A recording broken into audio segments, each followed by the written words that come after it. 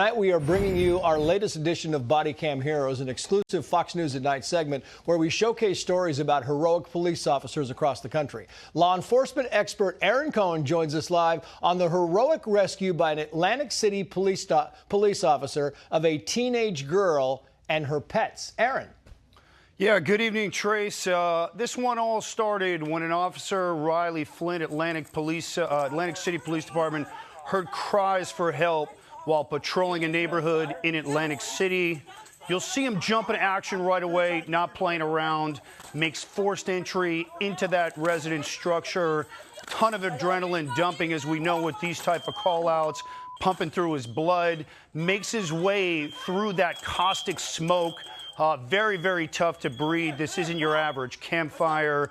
These are very toxic chemicals when ingested. Makes his way upstairs while the heat and smoke are continuing to rise.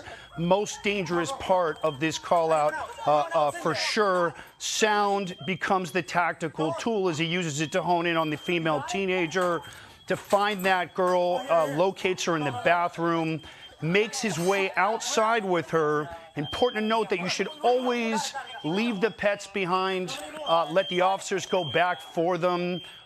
Which is happening here. We'll see that dog and that cat being quickly extracted from that monster dump of smoke. Officer Flynn's coughs, you can hear them starting to intensify, but not over yet. Makes his way back in and then back to that bathroom, grabs that last cat, makes his way outside.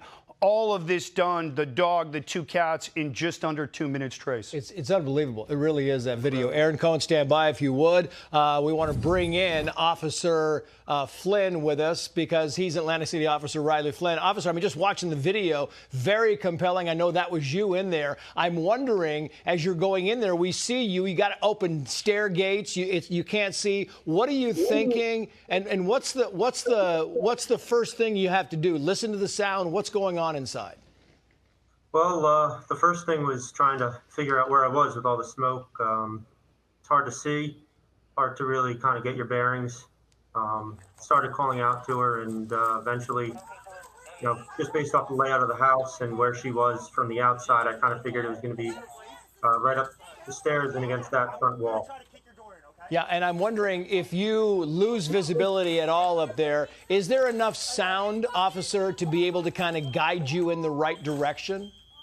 Absolutely. That was probably the biggest thing, was being able to hear her and just kind of direct me in the right direction at least.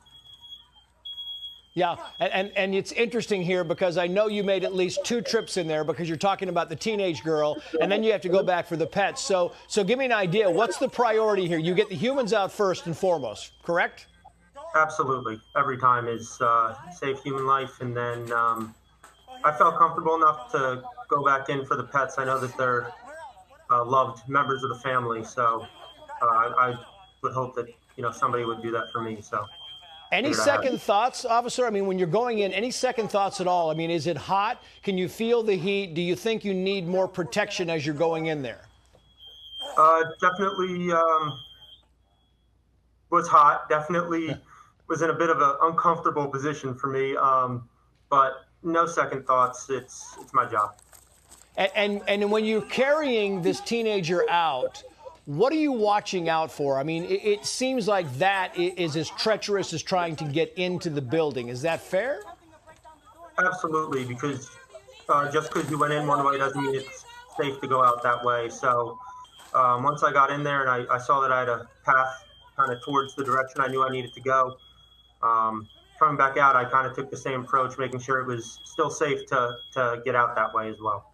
Yeah, and who told you what to look out for when you're inside? Do you have any instruction from your superiors about what you're looking out for inside, or you just go in blind?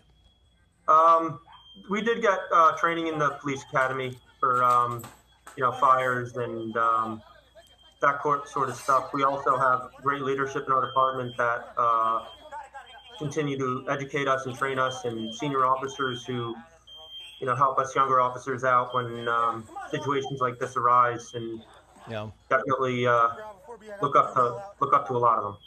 Officer Riley Flynn with the Atlantic City Police Department, hats off to you. Big applause. Great job. Thank you so much. I want to get back quickly to Aaron Cohen here because the training here is unbelievable, Aaron. You see the video.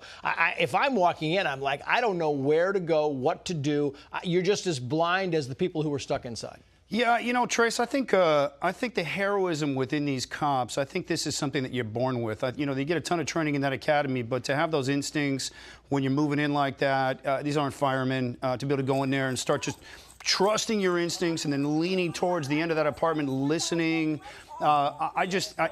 He went above and beyond, I believe, what's expected as far as his profession, but went in there, did an incredible job. It's a body cam hero through and through. Did it right that day. Hats off to Officer Flynn, the Atlantic City PD. Nicely job to him. Nice job to you, Aaron. Thank you so much. And the fact that he had to go in twice is also remarkable.